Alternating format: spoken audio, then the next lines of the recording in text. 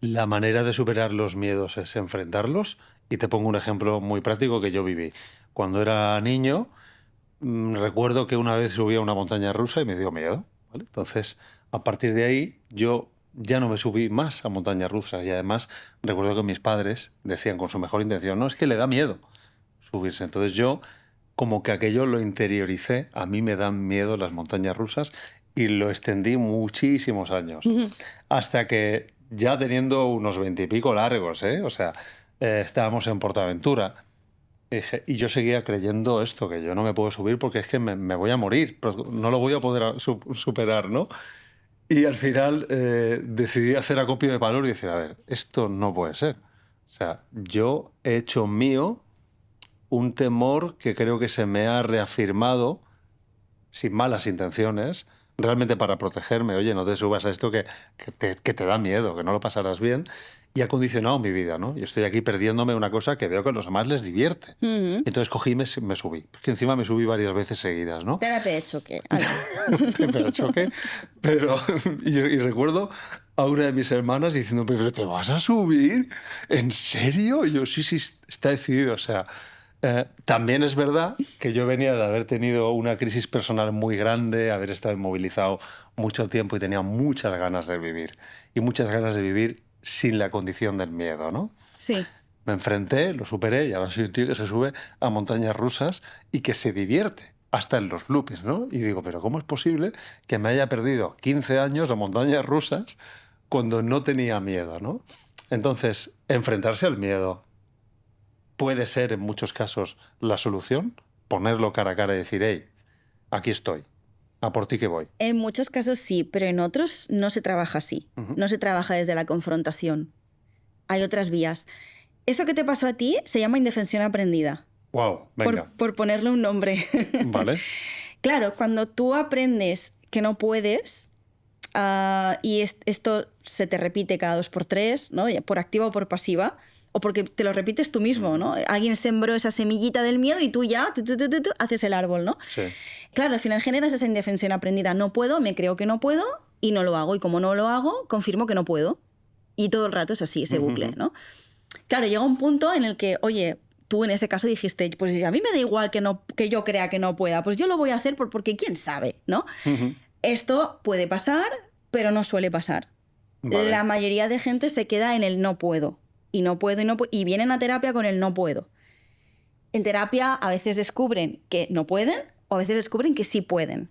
Y no siempre no pueden porque crean que no pueden. A veces no pueden por otras situaciones, ¿no? Ya, ya. Esto de la indefensión aprendida, claro, es interesante. Y lo voy a explicar con un ejemplo porque es verdad que el tuyo es buenísimo, pero este que voy a contar yo se puede aplicar a cualquier situación. Y además es que no lo vamos a olvidar porque está relacionado con un animal. A mí me gusta mucho hablar de metáforas, ¿vale? Bueno, a mí también. Y hoy te voy a hablar de 2. Esta es la primera.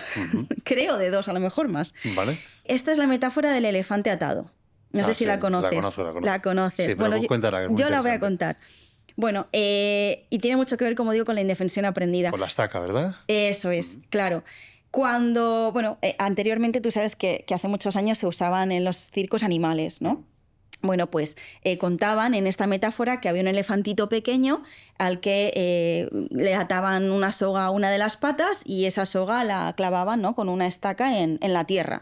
Claro, ese elefantito pequeño no tenía fuerza ni capacidad para, por mucho que tirara, sacar la estaca o romper la cuerda. Y el elefantito lo intentaba, pero aprendió que no podía hacer Que nada. siempre perdía la batalla la Que estaca. siempre perdía la batalla, efectivamente.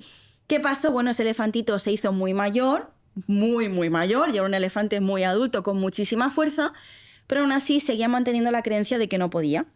Y nunca jamás volvió a intentar romper la soga ni levantar la estaca de la tierra, con lo cual nunca jamás pudo ser libre. Teniendo la capacidad para haberlo hecho. Eso es. Llevemos esto a una situación práctica de la vida. Que tú hayas conocido con algún paciente. Podemos hablar de fobias, por ejemplo, de no puedo conducir. ¿Por qué no puedes? Bueno, pues porque una vez tuve un accidente y ahí pues se generó esa creencia, ¿no? Finalmente, esta persona la exponemos poco a poco se llama desensibilización sistemática. Lo que tú hiciste no es desensibilización sistemática, porque lo que hacemos es empezar poco a poco. O sea, yo fui a lo loco. Lo mismo me quedo traumado dando vueltas. Sí, por eso te he dicho terapia de choque, porque eso, Ya. de hecho, terapia de choque ya no se usa. Eso es como más directo. La desensibilización sistemática va por niveles. Sí. Bueno, vamos primero a trabajarlo en la imaginación. Vamos después a verbalizar cómo sería esta situación, ¿no? De que tú te expones al coche. Ahora vamos a dar una vuelta a la manzana. Ahora vamos a... Como que muy progresivo todo, ¿no? Y luego ya sales y te expones a lo que tienes miedo, que es, me lo invento, conducir en la autovía, por ejemplo, y adelantar un camión. Mira, me estoy acordando ahora de un caso de una chica que tenía miedo de adelantar un camión. Estuvo muchísimos años sin conducir, hasta que empezó la terapia y consiguió adelantar ese camión, ¿no? Entonces ya cuando lo adelantó dije, vale, pues ya tienes el alta. Claro. Perfecto. Claro. Luego existen otras indefensiones aprendidas, relacionadas también con trastornos clínicos, por ejemplo, relacionado con la depresión. De hecho, la indefensión aprendida es un fenómeno, ¿no? Que sucede mucho cuando hay personas que padecen, como digo, depresión.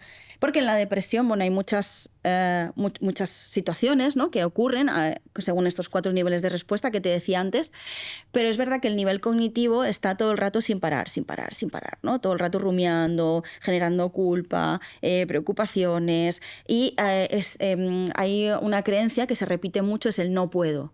No puedo, te lo terminas creyendo y al final efectivamente no puedes. Y este no puedes se traduce luego en conductas como pues no puedo levantarme de la cama, no puedo vestirme porque no puedo, porque mi cuerpo no me responde. Es impresionante cómo pilotamos desde aquí todo lo que nos ocurre, ¿no? Sí, completamente. Y tengo que hacer una pequeña puntualización. Voy a matizar porque es verdad que cuando hablamos del cerebro hablamos del individuo, ¿no?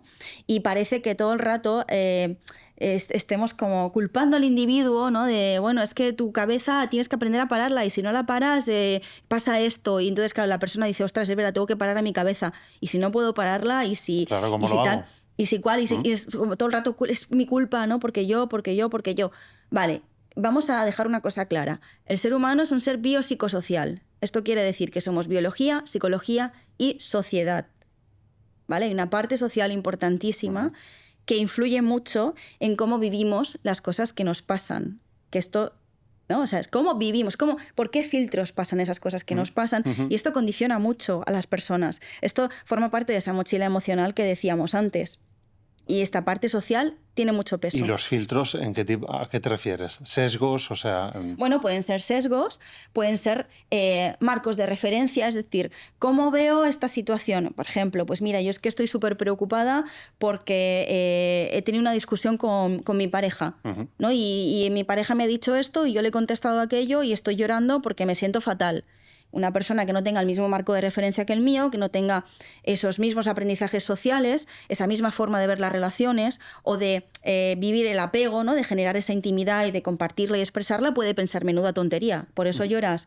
Hay muchos peces en el mar, ¿no? Decía mi abuela, ¿cómo era? Hay no sé qué, hay más tíos que ollas, me decía. Ya. Claro, y yo me quedaba así, hay más tíos que ollas, hay muchos peces en el mar. Y decía, ¿será una tontería realmente lo que yo estoy viviendo? Pero yo aún así me seguía sintiendo mal. Ya. Entonces ya no solamente era el problema que yo tenía, sino que era el problema que yo pensaba del problema. Claro. Y eso, claro, eso es una movida.